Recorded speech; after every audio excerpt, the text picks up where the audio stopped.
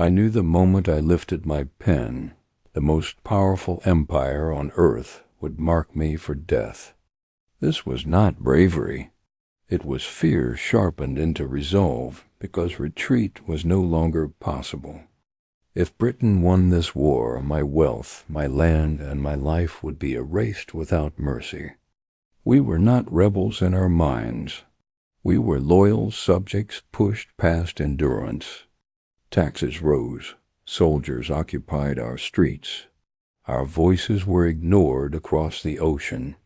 So we met in secret, knowing spies listened even as we whispered freedom. When Jefferson's words were read aloud, the room fell deathly still.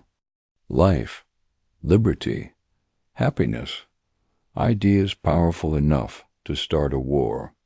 We understood the truth signing meant hanging if this failed. Still, one by one, we stepped forward, hiding terror behind steady hands. I signed knowing my children might grow up without a father. The ink dried faster than my fear ever could. The declaration was not permission.